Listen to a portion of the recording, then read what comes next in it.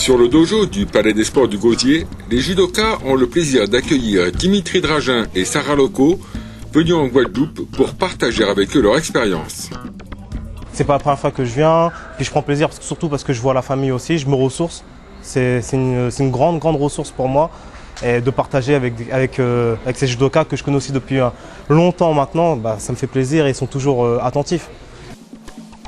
Membre de l'équipe de France, Dimitri Dragin reste malgré tout disponible et dès que son emploi du temps le permet, il ne rechigne jamais à animer des séances d'entraînement au sein des clubs de judo.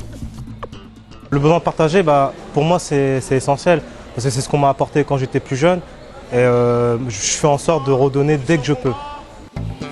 On est prêt ? On est vigilant. Il est vrai que pour nos judokas, l'expérience acquise au sein de l'équipe de France par Dimitri est un gage supplémentaire d'intérêt et les stagiaires sont particulièrement attentifs aux conseils prodigués. C'est vrai que c'est plus difficile quand on veut leur apprendre quelques petits détails sur certaines techniques ou sur la garde du judo.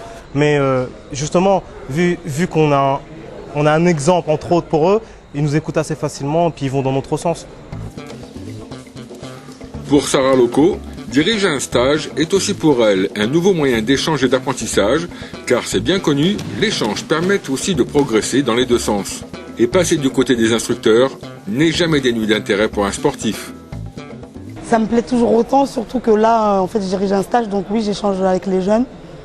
C'est la première fois que je dirige un stage, j'apprends des choses, c'est normal, même en tant qu'athlète de haut niveau, j'apprends des choses. Et vraiment, je prends plaisir à échanger avec les jeunes de la Guadeloupe. Les nombreuses pratiquantes présentes à ce stage démontrent que cette discipline séduit un nombre grandissant de judokas féminines, sans doute motivées par les performances des athlètes antillo-guyanaises à travers les championnats internationaux. Ça motive, je pense que ça motive les jeunes filles, elles ont des modèles et donc elles veulent suivre les pas des grandes championnes. Je pense que les résultats, ça motive les jeunes. Outre les élèves assidus, les dirigeants et cadres techniques de la Ligue de judo de Guadeloupe trouvent aussi leur intérêt à recevoir des sportifs évoluant à haut niveau. Cela leur permet de rester à la page des évolutions pratiques et techniques des règles du judo. On a vraiment tout ce qui se fait de meilleur en équipe de France directement sur nos tatamis. Donc ça nous permet aussi, les cadres techniques, de nous remettre un petit peu en cause et de reconsidérer un petit peu le travail qu'on faisait et de nous mettre un petit peu au niveau. Lorsqu'on peut avoir des champions comme ça peut être une aubaine pour nous car on n'a qu'à voir l'apport technique et aussi l'effet psychologique que c'est un petit peu sur nos jeunes. Donc c'est déjà une super motivation pour eux. Alors on cherche du regard. Une motivation accentuée par l'offre d'équipements mise à leur disposition. C'est donc avec grand intérêt qu'ils inaugurent cette semaine ce nouvel espace pour pratiquer leur discipline. Je vois qu'en Guadeloupe, ils commencent vraiment à miser beaucoup sur le sport. Et ça fait plaisir qu'ils aient créé ce palais des sports. Voilà, on pourra avoir des compétitions internationales, faire des stages de judo, des stages de basket comme il y a là. Le sport évolue de plus en plus en Guadeloupe et les Guadeloupéens commencent à prendre plus plaisir au haut niveau. Donc c'est très important pour nous. Surtout que dans le sport, il y a beaucoup de Guadeloupéens dans différentes disciplines qui réussissent.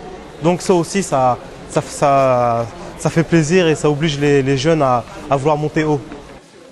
On avait déjà de bons judokas. Maintenant, on a de bons intervenants qui viennent. Donc là, maintenant qu'on a une superbe structure, maintenant il ne manque rien. Là, il n'y a plus de secret là maintenant, donc on doit faire des résultats. Demain, basket et judo sont au programme de la 7e journée du Gosier Open Sport, avec les matchs du Deuxercamp Michael Pietrus et les stages techniques prodigués par Dimitri Dragin et Sarah Loco dans le dojo du Palais des Sports du Gosier.